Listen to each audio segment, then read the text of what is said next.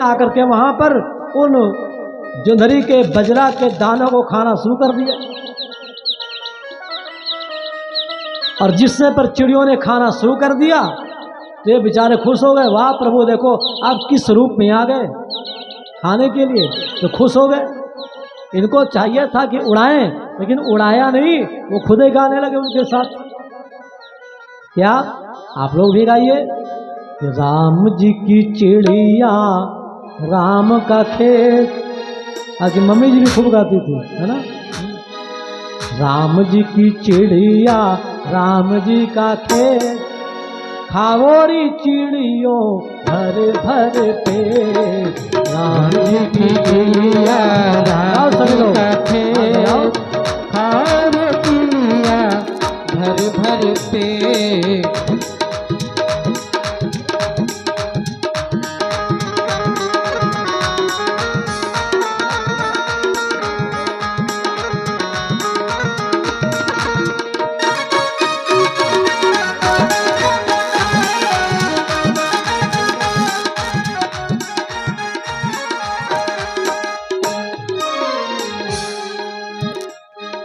राम जी की चिड़िया राम जी को खेत, खावो रे चिड़ियों भर भर पेट।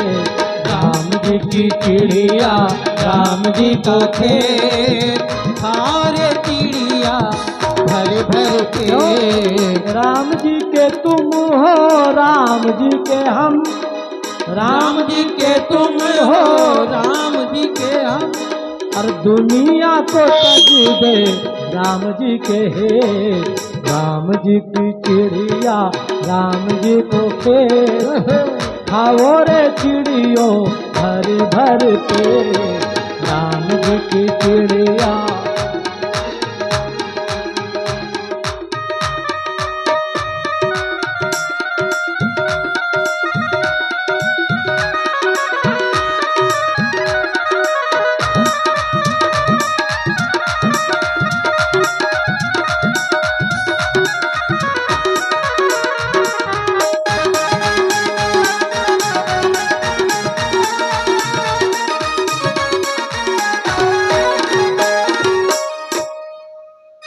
राम जी की चिड़िया राम को खेत, खावोरी चिड़ियों भर भर पेट। उनको तो सर्वत्र प्रभु के ही दर्शन हो रहे हैं ना। और वास्तव में भैया असली देखना यही होता है कि यह पश्यति सब पश्यति। दो ही तरीके हैं, कि तो सारे संसार में भगवान को देख लो या भगवान में सारे संसार को देख लो, तीसरा कोई तरीका नहीं। अब उन्हें चिड़िया के अंदर भी भगवान दिखलाई पड़ रहे हैं, और जब दिखलाई पड़ रहे ये तो बिल्कुल निश्चिंत है ना। चाह गई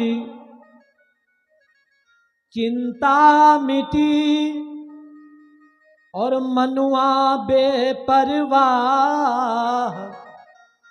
और जिनको कछु न चाहिए भैया सो साहन पति सा।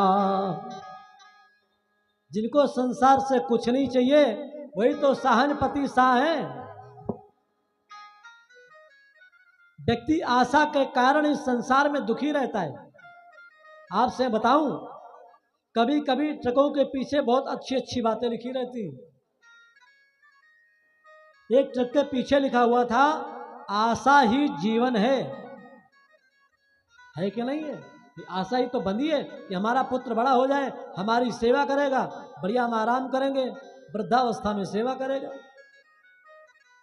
आशा है जीवन और निराशा है मरण तुल्य, आशा और निराशा की विचित्र परिभाषा है। ये आशावश जोग यज्ञ, ये सब किस लिए? हमारे पितरों का कल्याण हो जाए, हमारा उद्धार हो जाए। आशावश जोग यज्ञ, आशावश दान पुण्य, आशावश जग की ये समस्त अभिलाषा है। और जिनको है आशा वे जग में तमाशा बने, और जिनको न आशा उन्हें जग ही तमाशा है। आशा ही जीवन है। आज तो बिल्कुल निश्चिंत है। जिस समय पर महाराज वहां पर रह रहे थे, घर वालों ने क्या किया, इनको वहीं पर भोजन पहुंचा दे, भोजन मिल जाए। उसी समय की बात, एक राजा, जिस राजा का नाम था राजा रहुगण, सिंधु स्थविर देश का राजा, जा रहा था गंगा सागर भगवान कपिल देव जी के पास, उनसे गुरु मंत्र लेने के लिए चल पड़ा। लेकिन जिस समय पर इक्षुमती नदी के किनारे आया तो उसका एक कहार जो पालकी ढोता है ना, पहले इतने साधन तो थे नहीं, पहले तो कहार थे। अच्छा, आज आप लोग कभी पालकी में बैठे हैं? आज जिसकी शादी होती है, पहले लोग जब शादी होती थी ना तो लोग डोले में बैठते थे, कहार लेकर के चलते थे। आज तो बस केवल फिल्मों में देखने को मिलती कि ये डोली उठी जा रही। आजकल चाहे किसी गरीब की शादी हो, चाहे किसी पैसे वाले की हो, सबके सब कार में बैठे फॉर्च्यूनर जा रही। जमाना व्यतीत हो गया। आजकल कहीं किसी गांव में डोला देखने को नहीं मिलता, लेकिन हाँ, जो बड़े बूढ़े लोग हैं वे जरूर डोले में बैठे होंगे। अरे डोली में हमको बैठे हुए एक जमाना बीत गया। आज कितने प्रकार की मिठाइयाँ बनती हैं, लेकिन जो पहले मिठाई बनती थी वो आज बनती है क्या? कौन? लोग तो नाम भी नहीं जानते। खारिका, रिशावर, ये खाए हुए एक जमाना बीत गया। आजकल ये मिठाइयाँ सुनने को नहीं मिलती, देखने की तो बातें छोड़ो, कोई जान ही नहीं रहा है। तब डोले पर लोग बैठ करके चलते थे। महाराज डोले पर बैठे हुए चले जा रहे थे, एक उनका कहार बीमार पड़ गया। अपने सैनिकों को भेजा, जाओ कोई एक व्यक्ति पकड़ करके ले आओ। पहले तो लोग फ्री वाली सेवा लेते थे ना। पहुंचे जहां पर खेत पर ये बैठे चिड़िया को चुगते हुए देख रहे थे, इन्हीं को पकड़ लिया सैनिकों ने। देखा लंबा चौड़ा व्यक्ति है, इसी को ले चलो, बढ़िया पालकी ढोएगा।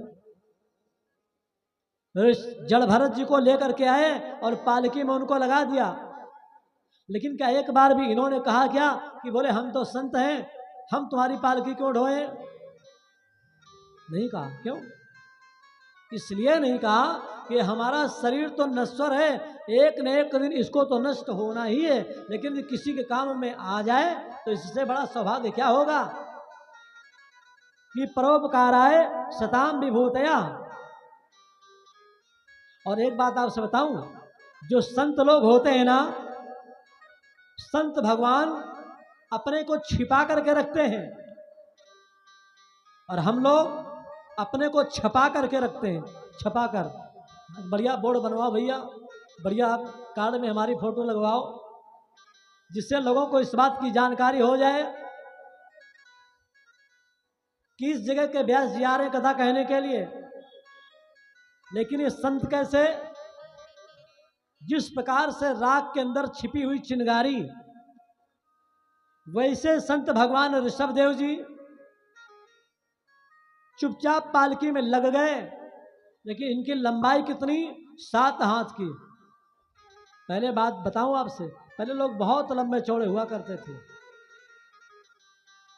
जैसे जैसे कलयुग का प्रकोप बढ़ता चला जा रहा है, वैसे वैसे लोग छोटे होते चले जा रहे हैं। और हर प्रयोग में इतने लंबे चौड़े, आज का मानो कितना बचा है? लोग कहते हैं 3.5 हाथ का आदमी बचा है ना। आज भी आप अपने हाथ से नाप करके देखिए, पुनः आप 4.25 हाथ के हो चुके हैं, 3.5 हाथ के नहीं, 7 हाथ के लंबे चौड़े।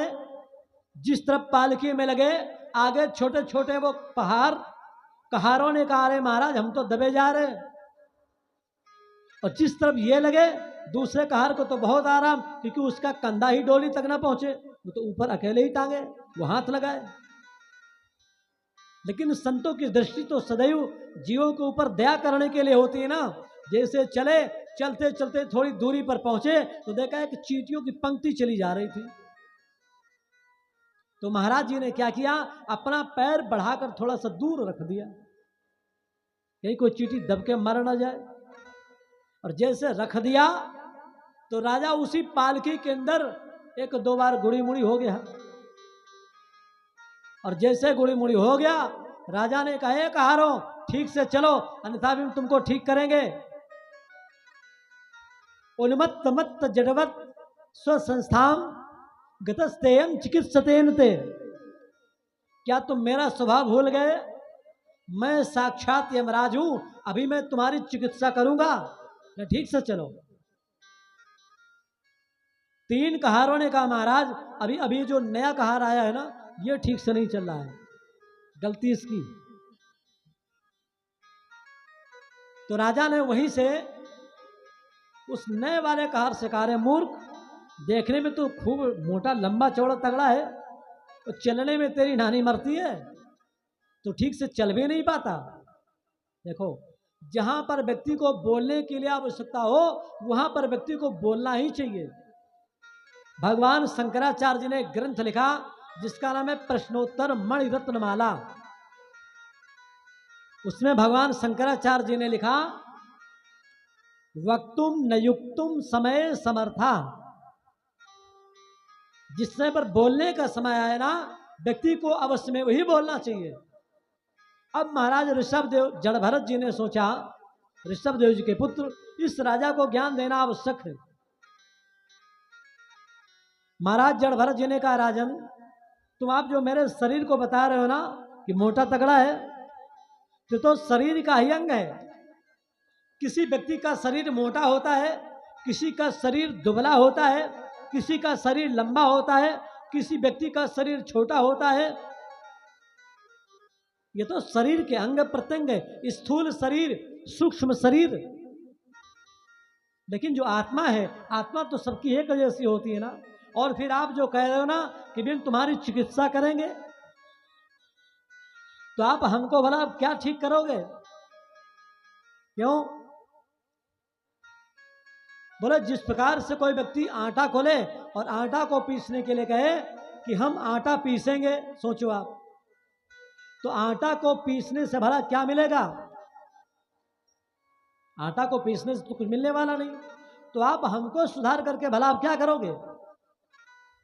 अरे जैसे ज्ञान की बातें सुनी तो महाराज अपनी उस पालकी से उतर पड़े और चरणों में गिर पड़े। बोले, महाराज,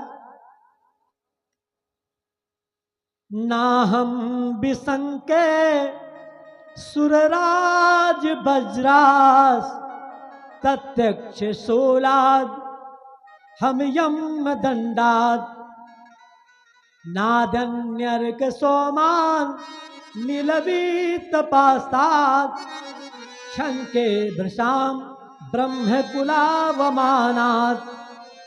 महाराज, मैं देवराज इंद्र के वज्र से नहीं डरता हूं, मैं भगवान शंकर के त्रिशूल से नहीं डरता हूं, मैं यमराज के यमपाश से नहीं डरता हूं। लेकिन हाँ, मैं कहीं ब्राह्मण से मैं बहुत डरता हूं। कहीं आप ब्राह्मण तो नहीं हो? क्योंकि जो आपका ज्ञान है ना, जिस प्रकार से आपने हमको उपदेश दिया, हमें लगता है कि आप ही हो, किसी न किसी रूप में हो। आज इस समय पर चरणों में गिर पड़े। राजा रघुगर बोले नमो नमः कारण विग्रहाय स्वरूप तुक्षीकृत निग्रहाय नमो वधूत दुजबल धुलिंग निगूढ़ नित्यानुभवाय तुभ्यम। जो आप ऐसा स्वरूप बनाए हो ना, देखने में बिल्कुल आपका स्वरूप तुच्छ है, जिसकी कोई शोभा नहीं है। ना तो आपके शरीर पर यज्ञोपवीत नजर आ रहा है, ना तो आपके भाल पर चंदन नजर आ रहा है, ना तो आपके सिर पर शिखा नजर आ रही है, ना तो आपके गर्दन में वो दिव्य माला नजर आ रही है। आपने ऐसा स्वरूप बना रखा है जिस प्रकार से राख के अंदर कोई चिंगारी छिपी होना, जिस प्रकार से किसी हिरण की नाभि में कस्तूरी छिपी हुई होना, लगता है आप उसी प्रकार से अपने को छिपाए बैठे हो। आप हो कौन? आप अपना परिचय दो। आज इस समय पर महाराज बोल पड़े जड़ भरत जी, राजन मैं भी कभी राजा हुआ करता था, और ऐसा वैसा राजा नहीं, मैं तो चक्रवर्ती सम्राट होता था। बोल पड़े महाराज जड़ भरत, अहम पुरा भरितो नाम राजा विमुक्त दृक्नुत संगबद्धा आराधनम मृगवत इर्हमानो मृगो भवम मृग संगा ददार्था। राजन मैं भी पूर्व जन्म में भरत नाम का राजा हुआ करता था, लेकिन जिस समय पर मैंने अपने पुत्रों को राज्य दिया, 11 अर्बुद वर्षों तक मैंने राज्य भोगा। आप विचार कीजिए, पहले के लोग करोड़ों करोड़ों वर्ष तक जीते थे, आज व्यक्ति की इतनी आयु ही नहीं बची है। पहले जो व्यक्ति सबसे कम उम्र का होता था ना, सतयुग में उस व्यक्ति की आयु 1 लाख वर्ष होती थी, सबसे कम आयु। त्रेतायुग आ गया, उसमें से 1 शून्य कम पड़ गया। कितनी आयु हो गई? 10,000 वर्ष के त्रेतायुग में लोग होने लगे। फिर द्वापर युग आ गया, द्वापर युग में पुनः 1 शून्य घट गया। फिर लोगों की आयु क्रमशः 1000 वर्ष की हो गई, और जिस समय पर कलयुग आया तो कलयुग में फिर से 1 शून्य कम पड़ गया। तो कलयुग में लोगों की आयु 100 साल मात्र बची। इसीलिए हमारे यहाँ पर जब कोई व्यक्ति अपने से बड़े श्रेष्ठ ज्येष्ठ को प्रणाम करता है ना, तो लोग आशीर्वाद देते हैं, शतायु भव, 7 वर्ष यानी 100 वर्ष तक आपकी आयु हो। और हमारे यहाँ पर जब कोई वेद मंत्र पढ़े जाते हैं ना, तो लोग यही कामना करते हैं, भद्रम कर्णे भी शृणुयाम देवाः शतम जीवेम सर्दा शतम, यानी 100 साल तक हम जिए, 100 साल तक हमारे कान बढ़िया सुंदर सुनने योग्य बने रहे, 100 साल तक हमारे नेत्र देखने के योग्य बने रहे। लेकिन फुर्सत कहाँ लोगों के पास? अपनी आयु को आप अपने 4 हिस्सों में बांट लीजिए, लेकिन धन दौलत के चक्कर में व्यक्ति इतना धन लोभी, धन पशु बन गया है, उससे अपने जीवन से कोई लेना देना ही नहीं बचा। हमारे पर शास्त्रों में बताया गया है, आप अपने जीवन को 4 भागों में बांट लीजिए। कितने? आद्ये वयसिनाधीतम, द्वितीये नार्जितम धनम, तृतीये ना तपस्तप्तम, चतुर्थे किम करिष्यति। 1 वर्ष से लेकर के 25 वर्ष तक की आयु तक प्रत्येक व्यक्ति को चाहिए कि वो ब्रह्मचर्य का पालन करता हुआ विद्याध्ययन करे। जो व्यक्ति 25 वर्ष तक नहीं पढ़ पाएगा ना, वो व्यक्ति कभी जीवन में नहीं पढ़ पाएगा।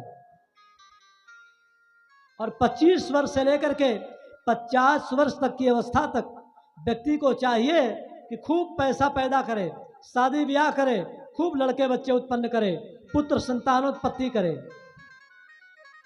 अगर 50 तक तुम पैसा नहीं उत्पन्न कर पाए, यदि तुम संतान नहीं उत्पन्न कर पाए, तो फिर कभी जीवन में नहीं उत्पन्न कर पाओगे। और 50 वर्ष से लेकर के 75 वर्ष तक की आयु तक प्रत्येक व्यक्ति को चाहिए तपस्या करे। यद्यपि ये कोई नियम नहीं है कि आप 50 के बाद ही तपस्या करो, क्योंकि मैंने कल आपको कथा सुनाई थी ध्रुव जी की। 5 वर्ष की अल्पायु में उन्होंने तपस्या किया और भगवान को प्राप्त कर लिया। इसलिए आप भी अपने मन को थोड़ा सा समझाओ और मन से कहो, ऐ मन तुम भी तो भगवान का भजन करो।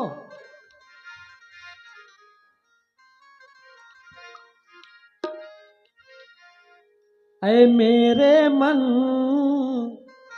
कर ले भजन, ऐ मेरे मन कर ले भजन,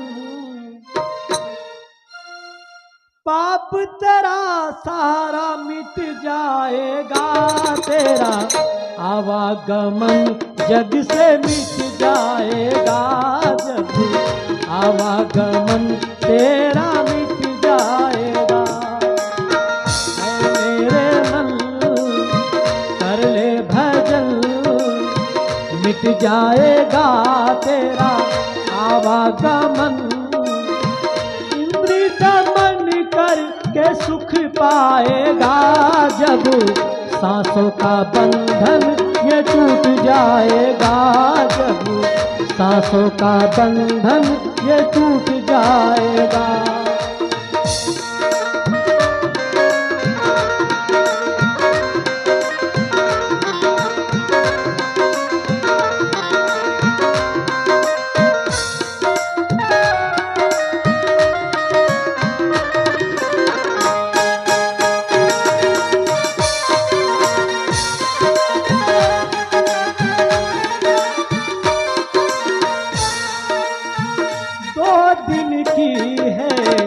ये जिंदगानी सारी दुनिया है आनी जानी,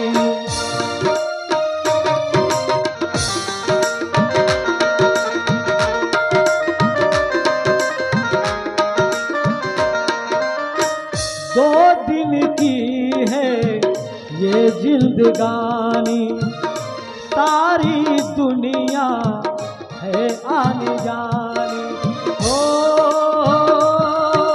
खाली हाथ आया जग में खाली हाथ जाएगा, यहाँ से बंदे साथी कुछ भी ना ले जाएगा, धरा का धरा पे भी रह जाएगा सब, धरा का धरा पे भी रह जाएगा, जब सांसों का बंधन ये टूट जाएगा, जब सांसों का बंधन ये टूट जाएगा।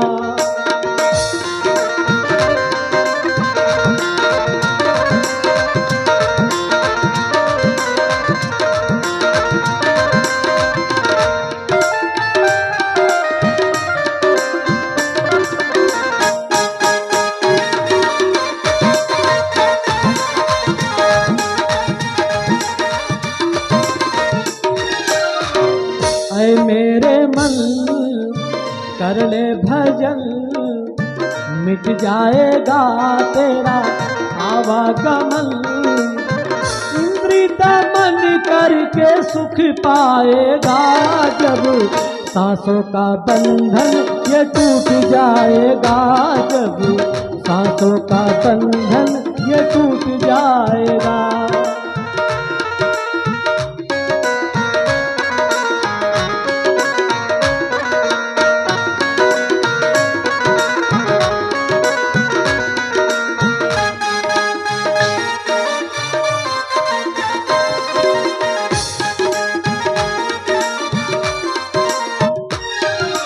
करना क्या है? तन पे नातन कर ले कीर्तन, तन पे नातन कर ले कीर्तन, मिट जाएगा तेरा नर्तन। हो काहे को राधा कोई करता ना जतन है, काहे को प्राणी तू करता ना जतन है, बड़ी मुश्किल से मिलता तुझको ये नर्तन, मिट्टी में मिल जाएगा, जब मिट्टी में मिल जाएगा, जब सांसों का बंधन ये टूट जाएगा जब सांसों का बंधन ये टूट जाएगा।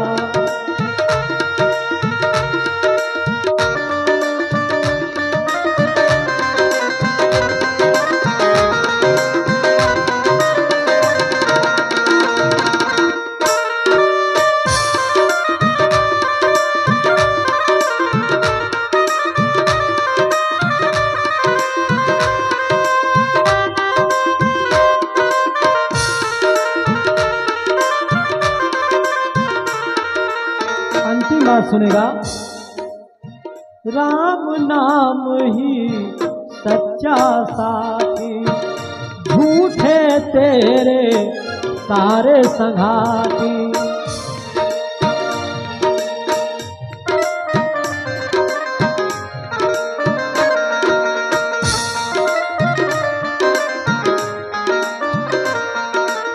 राम नाम ही सच्चा साथी, झूठे तेरे सारे संघाती।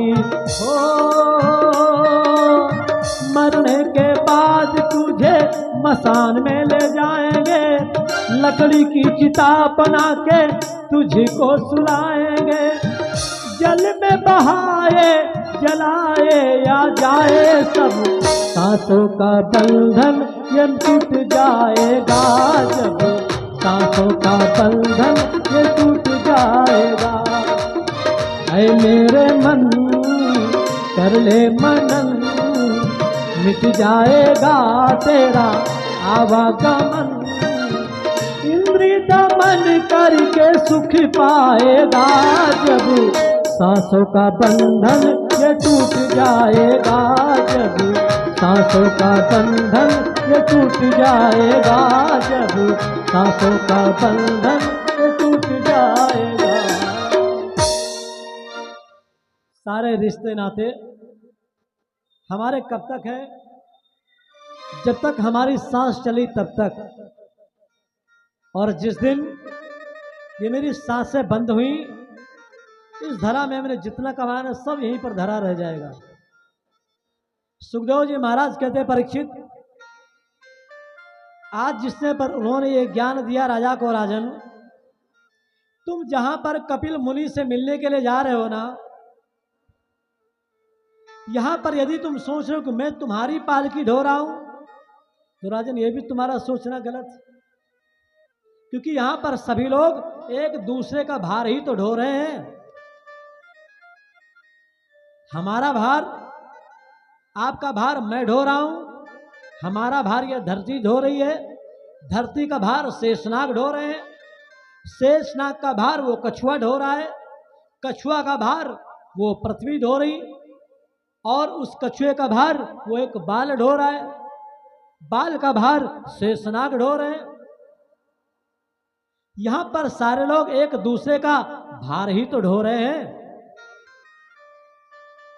इसलिए मैं केवल पालकी ढो रहा हूं राजन, ऐसा आप मत मानो। और उस समय पर उन्होंने 28 प्रकार के नरकों का वर्णन भी किया, समझ गया? 28 प्रकार के भैया नरक होते हैं, और कहीं पर अन्यत्र हमको देखने के लिए नहीं मिलते हैं। यदि आप अस्पताल में चले जाओ, हड्डी वार्ड में चले जाओ, बर्न वार्ड में चले जाओ, जहां पर जले लोग पहुंचते हैं, वहीं पर आपको दर्शन मिल जाएंगे। कोई व्यक्ति पेट के बल पड़ा हुआ है, किसी के पैर में 2 ईंटें लटके हुए हैं, किसी का पैर ऊपर है, किसी के ये फफोले पड़े हुए हैं, कोई व्यक्ति जल गया है, शरीर से दुर्गंध आ रही है, डॉक्टर 1-1, 2-2, 10-10 सुइयां लगा रहे हैं। ये सूची भी नरक, जो हमारा आपके शरीर में जब सुइयां लगती है ना, तो इसी को कहते हैं सूची भी नरक। 28 प्रकार के नरकों का वर्णन किया गया है, लेकिन मैं कुछ नरकों को मैं आपसे बताऊं जो आजकल प्रायः देखने में आते हैं। कौन? जो व्यक्ति अपने प्रियजनों का धन चुरा लेता है, ऐसे लोगों को तामिश्र नाम का नरक प्राप्त होता है। जो लोग चोरी करके, छल कपट करके, किसी भी प्रकार से अपने संगी साथी का धन अपहरण कर लेते हैं, ऐसे लोग तामिश्र नाम के नरक में डाले जाते हैं। और दूसरा, जहां पर लोग मदिरापान कर लेते हैं, ऐसे लोग जाकर के रौरो नामक नरक में डाले जाते हैं। और जहां पर लोग बहुत से पशुओं का वध करते हैं, जीवों पर दया नहीं करते, ऐसे लोगों के लिए वहां पर जो है कुंभी पाक का नरक बतलाया गया है, जिस नरक में व्यक्ति को ले जाकर के तपाया जाता है। और विशेष नरक बताने की आवश्यकता इसलिए है, जो लोग अपने माता और पिता की सेवा नहीं करते। आजकल जो लोग वृद्धाश्रम में जाकर के अपने माता पिता को पहुंचा देते हैं, उनके लिए भी एक बढ़िया सुंदर नरक की व्यवस्था की गई। काल सूत्र नाम का नरक है ऐसे लोगों के लिए जो लोग अपने माता पिता की सेवा नहीं करते, उनको वृद्धाश्रम में छोड़ देते हैं। इसके बाद आज और एक बहुत बढ़िया सुंदर नरक का नाम मिलता है, जहां पर लोग किसी भी व्यक्ति की पत्नी का हरण कर लेते हैं। यह भी आजकल बताना बहुत आवश्यक है, क्योंकि आजकल ये भी बहुत हो रहा है। ऐसे लोगों को जाकर के तब तलऊ शिला खंड में उनको लिपटाया जाता है, गरम गरम में एक लंबा तपता हुआ खम्भ है, और उसी खम्भ में ले जाकर के उस व्यक्ति को चिपटाया जाता है। जहां पर कांटे, उन कांटों के मार्ग से उस व्यक्ति को ले जाया जाता है। ले जाने के बाद उस व्यक्ति के शरीर में अंग प्रत्यंग उसके कट जाते हैं, छिल जाते हैं। गरम गरम तप्त बालू में उस व्यक्ति को चला करके ले जाया जाता है। प्यास से व्यक्ति व्याकुल होता है, उस समय पर उसको रक्त पीने के लिए दिया जाता है। जो पीप होता है, पीप पीने के लिए दिया जाता है। और पीछे से यमराज के दूत काल पास यमदंड लेकर के उसको मुद्गरों से पीटते हुए चलते हैं। व्यक्ति बेहोश हो जाता है, उठाते हैं, मारते हैं, गिरता है, फिर व्यक्ति चलता है। और उस तप्त बालुका में चलने के समय व्यक्ति बार बार बेहोश हो जाता है। 28 प्रकार के नरकों का वर्णन है। और जो व्यक्ति अपने माता पिता को ले जाकर के वृद्धाश्रम में छोड़ता है, पुत्र किसे कहते हैं? पुमनाम नरकात् त्रायते सयो पुत्रः। पुत्र संज्ञा उस व्यक्ति की होती है जो व्यक्ति अपने पिता को पुम नाम के नरक से त्राण दिलाए, उससे उनकी रक्षा करे, जिससे नरक में न जाए। हमारा आपके शरीर में जो रोम छिद्र है ना, 5 ज्ञानेंद्रिय, 5 कर्मेंद्रिय, 11 मन, कितने छिद्र हैं हमारे यहां पर? 2 आपके कानों के छिद्र, 2 आपके नेत्रों के छिद्र 4, 2 नासिका के छिद्र 6, मुख का छिद्र 7, उपस्थ गुदा लिंग 2 छिद्र नीचे के कमर के, 7 2 9 छिद्र हो गए। 10वां छिद्र कौन? प्रत्येक व्यक्ति के सिर के पीछे यहां पर होता है बुद्धि चक्र केंद्र। इसीलिए हमारे पर शास्त्रों में बतलाया गया है कि आप शिखा बंधन कीजिए। जिस समय पर व्यक्ति शिखा बांधता है ना, तो व्यक्ति का बुद्धि चक्र क्षेत्र जागृत हो जाता है। जिस समय पर आप केशों का विन्यास करते हैं, जब आप केशों को खींचते हैं, कर्षण करते हैं, तो 10वां चक्र आपका जागृत हो जाता है। आप लोगों ने कई लोगों को देखा होगा जिस समय पर व्यक्ति के प्राण निकलते हैं ना, जिस व्यक्ति के प्राण मुख से निकलेंगे उस व्यक्ति का मुख खुला रहेगा। जिस व्यक्ति के प्राण आंखों से निकलेंगे उस व्यक्ति की आंखें खुली रहेंगी। जिस व्यक्ति के प्राण कानों से निकलेंगे उस व्यक्ति के कान थोड़ा सा उठे रहेंगे। जिस व्यक्ति के प्राण गुदा से निकलेंगे तो विष्ठा उसके हो जाएगी, जिसके लिंग से निकलेंगे उसको लघुशंका हो जाएगी। ये इस बात के द्योतक हैं। और जिस व्यक्ति के प्राण कमर के ऊपर हिस्से से निकलते हैं, आंखों से निकले, कानों से निकले, मुख से निकले, यहीं पर पता लग जाता है कौन व्यक्ति नरकगामी है और कौन व्यक्ति स्वर्गगामी है। 9 द्वार हो गए। 10वां द्वार कौन? आपका बुद्धि चक्र केंद्र। जिस समय पर चिता में व्यक्ति को लिटाया जाता है, बेटे के हाथ में वो लाठी दे दी जाती है। बोले 10वां द्वार जिसे हम लोग कहते हैं, बोले कपाल क्रिया करो। कपाल क्रिया क्या है? प्राण किसी भी अंग से निकले हों, क्योंकि हमारे शरीर में 10 प्रकार के प्राण होते हैं आचार्य जी। कौन? प्राण, अपान, व्यान, समान, उदान, क्रकल, देवदत्त, धनंजय। 10 प्रकार के प्राणों में मरने के बाद व्यक्ति के 9 प्राण तो निकल जाते हैं, लेकिन जो 10वां प्राण है ना,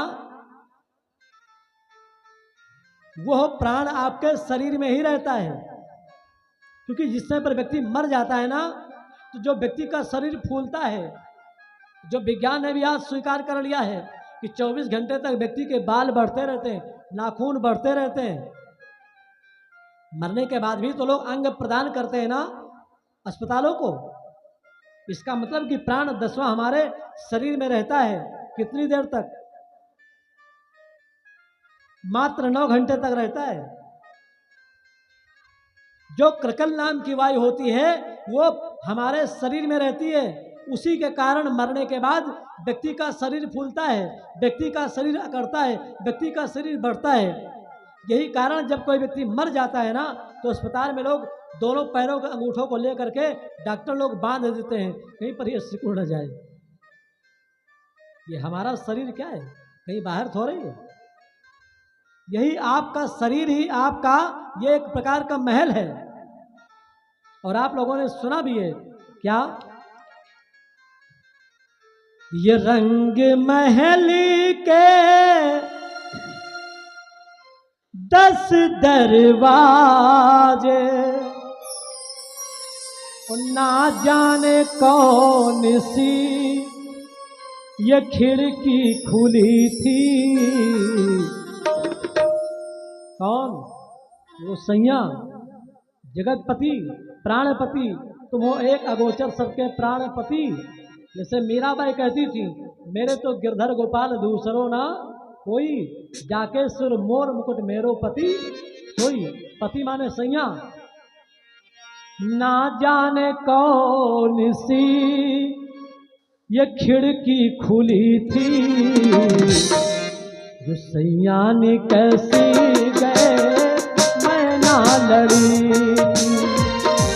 सैया ने कैसी गए मैं ना लड़ी थी।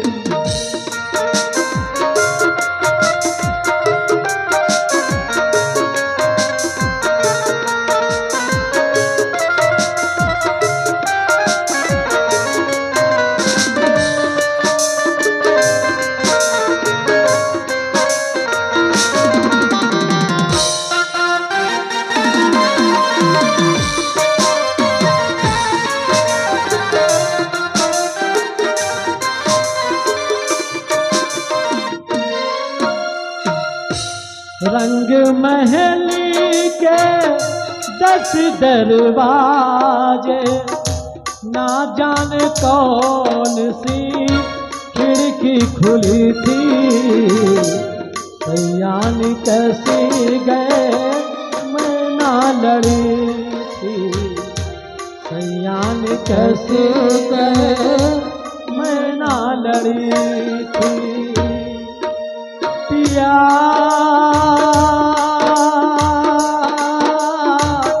कौन गली गए श्याम, पिया कौन गली गए श्याम। मोरी सुधना नीनी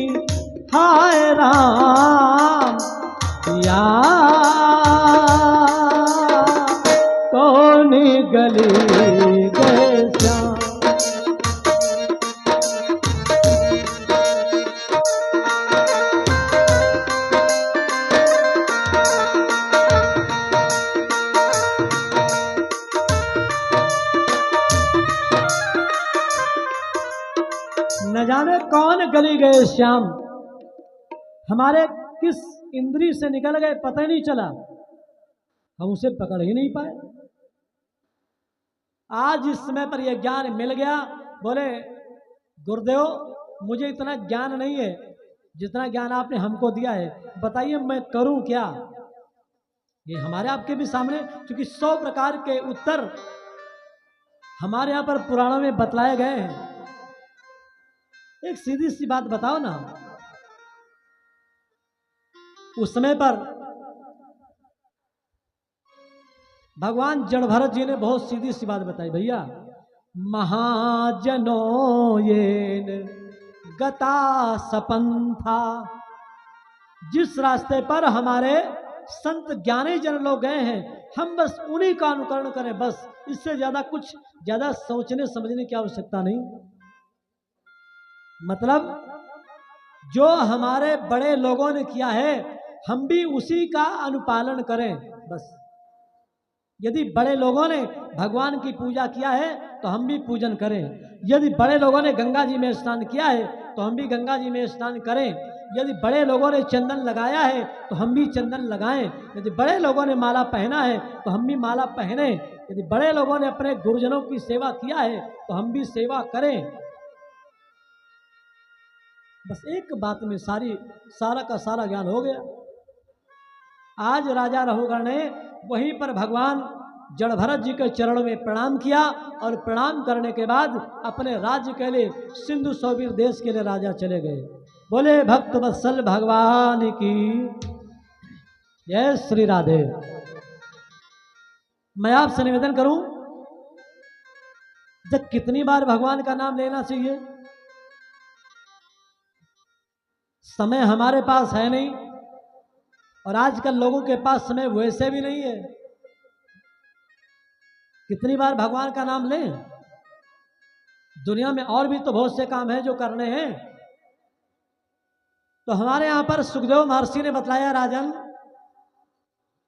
बोले सकृन मनः कृष्ण पदार बिंदयोस निसेवितम तद गुण राग यैरिह न ते यमं पासभृतस्य तद्भटान स्वप्ने पश्यन्ति ही चीर्ण निष्कृता। देखो भैया 100 बार भगवान का नाम लेने की आवश्यकता नहीं। सकरण माने एक बार, मन से आप केवल एक बार भगवान का नाम ले लो बस कल्याण हो जाएगा। बोले किसी ने लिया या आप केवल हमें ही लेने के लिए कह रहे हो। बोले हाँ आओ इस विषय में मैं तुमको एक प्राचीन इतिहास बतलाता हूं। कौन सा इतिहास? बोले कान्य कुब्जे दुजह कश्चिद दासी पतिरजा मिला नामना नष्ट सदाचारो दास्या संसर्ग दूषिता। एक कन्नौज नगरी में एक ब्राह्मण था, जिस ब्राह्मण का नाम था अजामिल। अजामिल ऐसा था जो बहुत ही कर्मकांडी ब्राह्मण था, लेकिन एक दिन की बात को जंगल में गया लकड़ियां तोड़ने के लिए, और जिस समय पर जंगल में लकड़ियां तोड़ने के लिए गया वहां पर उसने किसी शूद्र के संग एक वैश्या को उसने देख लिया, और वैश्या को देखने के कारण शूद्र की तो इच्छा की पूर्ति हो गई, शूद्र चला गया। उसके पश्चात जो अजामिल है, अजामिल ने कुछ धन दिया और उस वैश्या को अपने घर लिवा लाया, अपनी पत्नी का परित्याग कर दिया। और पत्नी का परित्याग करने के पश्चात उसी वैश्या के संग रहने लगा। देखो भाई, सबसे पहले हमको आपको अपनी संगत सुधारनी पड़ेगी। संसर्गजा दोष गुणा भवंती, हमारे यहाँ पर लिखा गया है कभी आप अपनी बेटी के साथ, अपनी बहन के साथ भी आप कभी एकांत में मत बैठिए। कभी भी अपनी बेटी के संग, अपनी बहन के साथ भी आप कभी भी एकांत में मत बैठिए। क्यों? क्योंकि हमारी इंद्रियां बहुत प्रबल हैं, कब क्या कर दे कोई व्यक्ति नहीं जान सकता। इसने केवल एक बार नेत्रों से देखा ही तो, और इसकी बुद्धि भ्रष्ट हो गई। हमारे पर शास्त्रों में लिखा गया, भागवत महापुराण में, माता स्वस्त्रा दुहिता वा ना विवेकता सनो भवेत, बलवान इंद्रिय ग्रामो विद्वांसम अभिकर्षति। कोई व्यक्ति कितना ही बड़ा से बड़ा विद्वान क्यों ना हो, लेकिन ये इंद्रियां इतनी बलवान है ना, व्यक्ति को अपनी ओर खींच ही लेती हैं। इसलिए कभी भी आप अपनी बहन के साथ, अपनी बेटी के साथ भी एकांत में मत बैठिए। क्यों? कब हमारा मन विपरीत अवस्था को प्राप्त हो जाए। और इन्हीं के कारण ना मालूम कितने लोग आज जेल की काल कोठरी में पड़े हुए हैं। आप जानते हो कितनी घटनाएं घट रही। और जिसको आजकल आप लोग प्रेम का मंदिर मानते हो ना, कौन? अभी राम जन्म मंदिर बनने के पहले, जन्मभूमि राम मंदिर बनने के पहले तक लोग जहां पर दर्शन करने के लिए जाते थे, आगरा, कौन? ताजमहल। अब तो मालूम बचा ही नहीं, अब तो तेजोलय बन गया। आज के लोग वहां दर्शन करने के लिए नहीं जाते, आज के लोग राम मंदिर आने लगे। लेकिन पहले जब लोग जाते थे ना, किसी पूछो कहाँ जा रहे हो, बोले ताजमहल देखने। क्यों? बोले प्रेम की निशानी है। प्रेम की निशानी कुछ नहीं है वो। बोले नहीं, प्रेम की निशानी है। क्यों? क्योंकि शाहजहां की पत्नी थी मुमताज बेगम, उसकी याद में उन्होंने बनाया। वो कोई निशानी नहीं। आपसे बताऊं, 14वीं संतान देने के समय पर मुमताज मर गई। और जब मुमताज मर गई तो जो मुमताज की बेटी थी, जिसका नाम था जहां आरा, शाहजहां ने जहां आरा के संग ब्याह रचा लिया, लेकिन अपनी ही बेटी के संग। पहले मां मुमताज के संग, फिर उसी की बेटी शाहजहां आरा के साथ। तो प्रेम की निशानी है क्या? ना, प्रेम की निशानी तो वो है जो हमारे भगवान प्रभु श्री राम राघवेंद्र सरकार, जिन्होंने स्वर्ण लंका में जाने के बाद मैया सीता को प्राप्त करने के लिए कोई सेना नहीं, कोई सहायता नहीं, बंदर भालुओं की फौज जोड़ करके उन्होंने समुद्र पर राम सेतु पुल बना दिया और मैया सीता को जाकर के प्राप्त कर लिया। वो है प्रेम की निशानी, राम सेतु। ये जहां आ रहा है क्या? अपनी बेटियों के संग ब्याह रचाने वाले। ये कोई प्रेम की निशानी कुछ नहीं, ये सब बेकार की बात है। कभी अपना आप इतिहास उठा करके पढ़िए तो आपको पता लगे। इंद्रियां बहुत बलवान होती। मैं केवल अपनी बात कहना चाहता हूं, मैं किसी दूसरे के बारे में नहीं बात करना चाहता हूं। इंद्रियों पर आप कितने ही बूढ़े क्यों ना हो जाओ, जब तक सांस चल रही है ना, आप मत सोचो कि मैंने अपनी इंद्रियों को जीत लिया। आज उस समय पर अजामिल उसी वैश्या के संग में रह रहा है, और रहते रहते उसके द्वारा उसने 9 पुत्र उत्पन्न किए। सोचो आप, इतना कामासक्त हो गया ब्राह्मण। और एक बात और आपसे निवेदन कर दूं इसी समय पर, 3 चीजों पर व्यक्ति को सदैव संतोष करना चाहिए। चाणक्य जी लिखते हैं, संतोषस्त्रिष्कर्तव्यः स्वदारे भोजने धने। 3 चीज में, लेकिन 3 चीजों पर कभी आप संतोष मत कीजिए। कौन? त्रिषु चैव न कर्तव्यो अध्ययने जप दानयोः। 3 चीज कौन? सुधारे। अपनी पत्नी पर आप संतोष कीजिए। आपकी पत्नी जैसी भी है, मोटी है, छोटी है, काली है, गोरी है, नाटी है, दुबली है, पतली है, कैसी भी है, पढ़ी लिखी है, निरक्षर भट्टाचार्य है, मूर्ख है, जो आपकी पत्नी है, आप अपनी पत्नी पर संतोष कीजिए। स्वदारे। नंबर 2 भोजने, जो आपको भोजन प्राप्त हो रहा है आप अपने उस भोजन पर संतोष कीजिए। तीसरी चीज धन, जो धन परमात्मा ने दिया है ना, जो धन आपको प्राप्त है ना, बस वही पर्याप्त है। दुनिया में यदि आप खुश रहना चाहते हो ना तो थोड़ा अपने से नीचे की ओर भी देख लो। बहुत से लोग ऐसे होंगे जिनके पास 10 रुपया भी नहीं होंगे। बहुत से लोग ऐसे होंगे जिनके पास एक ही वस्त्र होगा, तुम्हारे पास तो हजारों बक्से भरे पड़े हैं, तुम्हारे पास तो लाखों करोड़ों रुपये धरे हैं। जरा एक बार उनकी ओर भी देखना जिनके पैर नहीं है, परमात्मा ने तुमको चरण तो दिए हैं। बहुत से ऐसे अंधे व्यक्ति हैं जो मांग रहे हैं, तुम्हें भगवान ने नेत्र तो दिए हैं। जो प्राप्त है वही पर्याप्त है। 3 चीजों पर संतोष करना सीखिए, अपनी पत्नी पर, अपने भोजन पर, अपने धन पर। लेकिन 3 चीजों पर कभी संतोष मत कीजिए। कौन? अध्ययने जप दान योग। नंबर चीज अध्ययन यानी पढ़ाई में कभी आप पढ़ना बंद मत कीजिए।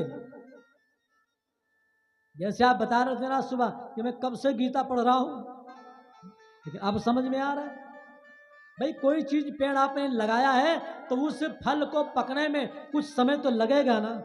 ऐसा तो हो नहीं सकता कि हम आज ही प्राण लगाएं और पेड़ लगाने के बाद दूसरे दिन पहुंचे अभी फल नहीं लगे। क्या इसमें आज तो फल लग जाने चाहिए। विद्या पच्यते, विद्या पचेगी समय आने पर, तब आपको ज्ञान होगा। पढ़ाई लिखाई कभी आप बंद मत कीजिए। जब आप पढ़ते रहोगे कुछ ना कुछ आपको ज्ञान प्राप्त होता रहेगा। दूसरा जप, जो आप माला जपते हो ना, यदि आप एक माला जपते हो, बहुत से लोग तो ऐसे जो जपते ही नहीं, बहुत से लोग तो ऐसे जिनके सिर पर चोटी ही नहीं, बहुत से लोग तो ऐसे जिनके कंधे पर सूत्र ही नहीं, यज्ञोपवीत ही नहीं। शिखा सूत्र बिना चंदन बिना माला के आप ब्राह्मण कैसे हो? तुम में और दूसरे धर्म के लोगों में अंतर क्या है जब तुम्हारे सिर पर चोटी तक नहीं? जप। तीसरा चीज दान, दान करने में भी संतोष मत कीजिए। जब आप कभी स्नान करने के लिए जाओ, जब आप किसी मंदिर में जाओ, बढ़िया जितना पैसा आपके हाथ में आ जाए मुट्ठी में दान करो चुपचाप, कोई व्यक्ति जान ना पावे कि दिखा करके आप दान करो। और हमारे यहाँ पर तो यहां तक लिखा गया ना, यदि आपके बाएं हाथ में पैसा है ना, लोग कहते हैं बाएं हाथ से नहीं दान करना चाहिए। नहीं, हमारे दोनों हाथ प्रभु ने दिए हैं। हम चाहे बाएं हाथ से दान करें चाहे हम दाहिने हाथ से दान करें। बाएं हाथ में यदि आपके पैसा है ना तो आप बाएं हाथ से ही दान कर दीजिए। क्यों? हो सकता है बाएं हाथ से पैसा आपके दाहिने हाथ में आते आते आपका विचार बदल जाए और आप सोचो कि क्यों दान करना, इतनी मेहनत से हमने पैसा पैदा किया है और इसे फर्जी में दान कर दूं क्या? आप बाएं हाथ से भी दान कर सकते हो। और मालूम आपको, पहले लोग गुप्त दान दिया करते थे। कद्दू ले लिया, उसको बीच में चीरा लगाया, उसी के अंदर सोना चांदी रुपया सिक्का जो भरना था भर लिया, दान कर दिया। आजकल भी ऐसा दान होता है क्या?